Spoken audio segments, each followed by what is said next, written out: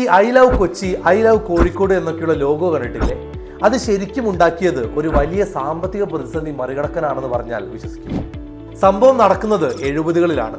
അമേരിക്കയിലെ ന്യൂയോർക്ക് നഗരം വലിയൊരു സാമ്പത്തിക പ്രതിസന്ധി നേരിടുകയാണ്. 3 ലക്ഷത്തോളം ആളുകൾക്ക് ജോലി നഷ്ടപ്പെടുകയും ബിസിനസ്സുകാരൊക്കെ നാടുവിട്ടു പോവുകയും ചെയ്യുന്ന അവസ്ഥ.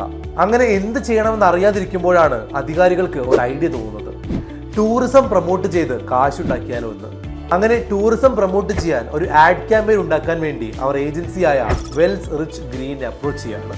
അങ്ങനെ അവരാണ് ആദ്യമായി ഐ ലവ് ന്യൂയോർക്ക് എന്ന വാചകം ഉണ്ടാക്കുന്നത്. ശേഷം അതൊരു ലോഗോ ആക്കി മാറ്റുവാൻ ലെജൻഡറി ഡിസൈനറായ മിൽട്ടൺ ഗ്ലേഷ്യറിനെ അപ്രോച്ച് ചെയ്യാണ്. നമ്മുടെ DC കോമിക്സിനൊക്കെ വേണ്ടി വർക്ക് ചെയ്തിട്ടുള്ള ഒരു പുലിയാണ് ഈ മിൽട്ടൺ ഗ്ലേഷ്യർ. അങ്ങനെ ഒരു ദിവസം അദ്ദേഹം ടാക്സിയിൽ സഞ്ചരിക്കുമ്പോഴാണ് ഈ ലോഗോയ്ക്കുള്ള ഐഡിയ മനസ്സിൽ വരുന്നത്. വളരെ സിമ്പിളായ എഫക്റ്റീവായിട്ടുള്ള ഒരു ലോഗോ. പക്ഷേ കുറച്ച് മാസങ്ങൾ മാത്രം റൺ ചെയ്യാൻ വിചാരിച്ച ഈ ക്യാമ്പയിൻ വളരെ പെട്ടെന്ന് തന്നെ ലോകം മൊത്തം പോപ്പുലർ ആവുമെന്ന് ആരും വിചാരിച്ചു കാണില്ല. ഇന്നൊരു പക്ഷേ ലോകത്തിന് തന്നെ ഏറ്റവും അധികം കോപ്പി അടിക്കപ്പെട്ട ലോഗോ ആയിരിക്കും ഈ ഐ ലവ് NY ലോഗോ.